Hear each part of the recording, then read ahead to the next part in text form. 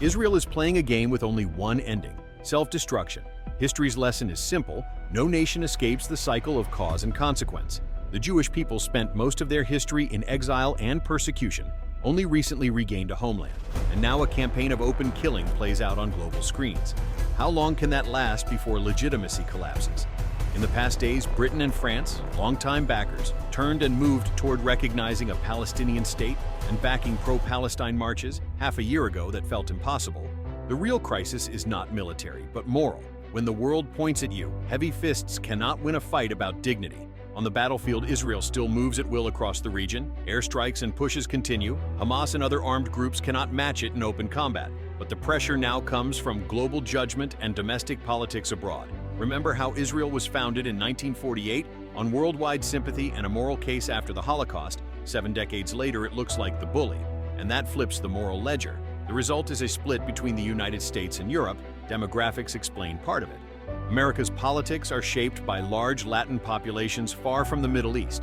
Europe's cities have millions of Muslims with direct ties and high participation. In multi-party systems, those votes decide power. Parties compete to speak for them. Add Europe's liberal moral culture and the shocking casualty reports from Gaza. Local health authorities say the dead exceed 65,000, with a majority women and children. Politicians cannot ignore that without looking hypocritical, so momentum shifted. Meanwhile, Israel's government has ignored quiet U.S. warnings to show restraint, even striking countries like Qatar, a key American partner which rattled the regional order and inflamed anger among Middle Eastern communities in Europe. Paris moved first at the UN toward recognition, and others followed like dominoes. What once waited on Washington's view now moves under moral pressure and electoral math. Instead of reflection, the Prime Minister denounced recognitions as rewards for terror and hinted at further annexations in the West Bank. A public challenge to international norms, the ultimate play is to bind the United States tightly to Israel's wagon and face the world together. The logic is about elite politics and donor networks in Washington, where pro-Israel alignment opens doors to finance and influence. Yet opposition inside America is rising.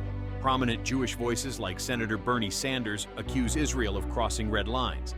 When even insiders speak out, it shows how far the behavior has pushed moral boundaries. The near future looks bleak. As long as U.S. vetoes hold in the Security Council, the killing will not stop. The Prime Minister is mired in cases and sees war as a shield. Once fire ceases, the legal blade falls. That is why escalation continues. The larger warning is older than any headline. When leaders fuse personal survival with national security, the path bends toward disaster. This is tragedy and repetition. Decades of blood in a loop while the world watches. Anger rises, tears fall, action lags, norms erode, institutions look hollow, and a state marching down this road meets the same end. History reserves for those who exhaust their moral credit.